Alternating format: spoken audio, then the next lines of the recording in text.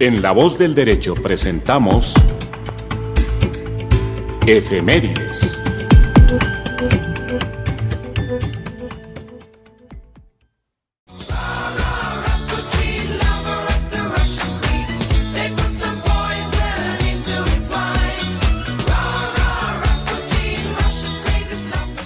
Es 30 de diciembre y repasaremos qué pasó un día como hoy en la historia.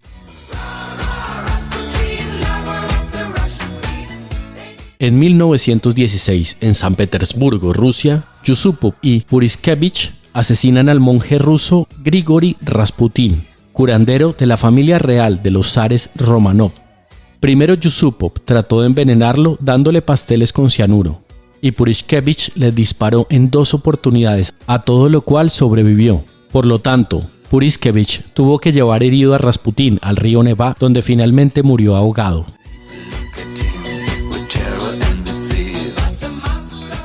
En 1954, en Buenos Aires, Argentina, el gobierno de Juan Domingo Perón legaliza la prostitución, que estaba prohibida desde los años 1930, y crea el Sindicato de Meretrices.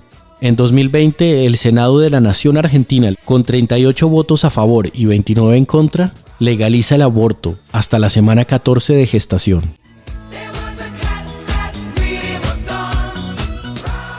En 2006, en Bagdad, Irak, el expresidente Saddam Hussein es ejecutado en la horca, luego de que fuera sentenciado a muerte en el juicio que se le siguió por un tribunal iraquí, en razón de crímenes contra la humanidad, relacionados con el asesinato de 148 chiitas en 1982. Esto fue consecuencia de la Operación Amanecer Rojo de 2003, por la que Estados Unidos invadió Irak en busca de armas de destrucción masiva. En nuestra efeméride musical, en 2010, en San Petersburgo, Rusia, es hallado sin vida en la habitación de un hotel el cantante neerlandés nacido en las Antillas, Bobby Farrell. Su muerte fue causada por un infarto agudo del miocardio a los 61 años de edad. Su cuerpo fue enterrado en el cementerio de Zorgvliet, ubicado en Ámsterdam.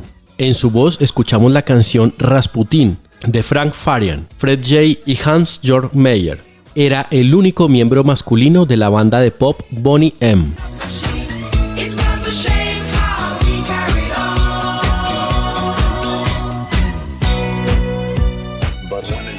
Y para finalizar, en 1999 entra en vigencia la nueva Constitución de la República Bolivariana de Venezuela. Este texto constitucional sería fruto de las reformas iniciales del presidente Hugo Chávez, posesionado el 2 de febrero del mismo año. Para ampliar este tema me encuentro en comunicación desde Madrid, España, con Antonio Ledesma, exalcalde de Caracas y miembro en el exilio de la oposición venezolana. Bienvenido, doctor Ledesma. Muchas gracias a ti, Enrique, por esta oportunidad que me das de poder conversar. ¿Cómo se dio este proceso constituyente de 1999? Un día como hoy entraría en vigencia la Constitución de la República Bolivariana de Venezuela. Lo primero que hizo Hugo Chávez cuando juró como presidente constitucional de Venezuela en 1999 fue decir que la constitución sobre la cual colocaba su mano para hacer el juramento de rigor era una constitución moribunda, y anunció entonces la convocatoria de un proceso constituyente a contrapelo de las normas vigentes en Venezuela. Porque él llega al poder y me dio una gran euforia, la gente deliraba por Hugo Chávez. Había una campaña en contra del bipartidismo, hizo propicia la ocasión para que Hugo Chávez, montado en ese nivel de alta popularidad, anunciara la convocatoria de una Asamblea Nacional Constituyente. Llegó al extremo de preparar unas normas para elegir los miembros de la Constituyente que le favorecieron de tal manera, por el ardid matemático que aplicaron, que Hugo Chávez tenía el control del 95% de las curules de la Asamblea Nacional Constituyente. Hugo Chávez hablaba que la idea de hacer la constituyente era modernizar a Venezuela, resolver los problemas del poder judicial, del poder ejecutivo, que en Venezuela resplandeciera la honestidad, y terminamos padeciendo los efectos de todo lo contrario, porque se aprobó luego una nueva constitución que él llamaba de manera peyorativa como la bicha, Y resulta que esa constitución terminó siendo una constitución incestuosa porque fue violada por sus propios progenitores.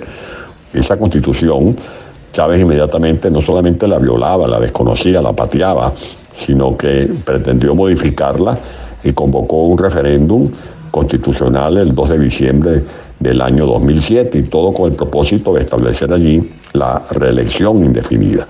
De allí que, más que darnos una constitución para modernizar a Venezuela, para profundizar la democracia, para corregir los defectos de la democracia, Hugo Chávez lo que pensaba era en tener un andamiaje legal para controlar el país, para maniatar las instituciones del país, para entronizarse en el ejercicio del poder, porque definitivamente terminó estableciendo la reelección indefinida. Esa es una de las maniobras que aplican los que están de una u otra manera alineados con este proyecto llamado socialismo del siglo XXI. No es un caso único el de Chávez, también en Rafael Correa en Ecuador, y Evo Morales en Bolivia, por ejemplo, intentaron darse una constitución a su imagen y semejanza con la finalidad de también terminar perpetuándose en el ejercicio del poder. Varios analistas ven con preocupación cómo Venezuela pasó de ser el país más rico de América Latina a llevar a la pobreza y pobreza extrema al 95% de su población bajo el modelo del socialismo. ¿Tuvo algo que ver la Constitución de 1999 con el enfoque económico del socialismo del siglo XXI?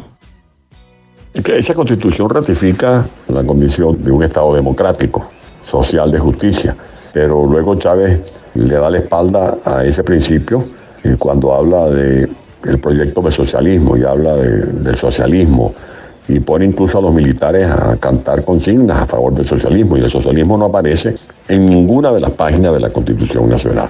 Esa Constitución del 99 también le dio jerarquía constitucional al proceso de descentralización, y lo que hace luego Hugo Chávez es actuar en contravía al proceso de descentralización. Le quita competencias a los gobernadores, le quita competencias a los alcaldes.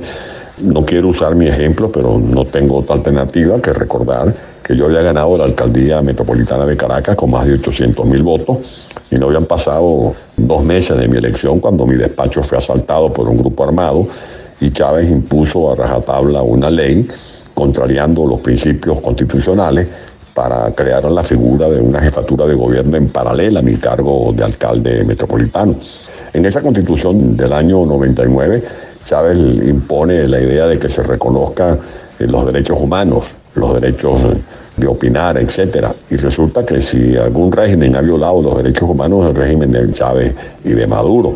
Allí en la Constitución se habla de que Venezuela será un país soberano y se va a resguardar la soberanía nacional. Y lo primero que hizo Chávez fue prácticamente permitir que se metieran en Venezuela los agentes de Fidel Castro, o sea, del castrocomunismo, que Venezuela se convirtiera en la guarida de los personajes relacionados con la FARC, con el ELN. Esa es la verdadera situación que se vive porque Hugo Chávez nunca respetó la Constitución que él promovió.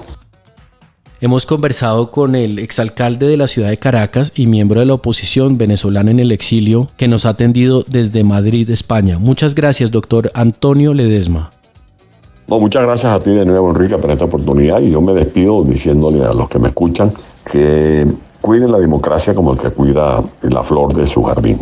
Las democracias hay que acariciarlas, hay que cultivarlas, hay que cuidarlas, hay que mejorarlas. Ese es mi consejo para los que quieren disfrutar del patrimonio más importante de cualquier ser humano, que es la libertad.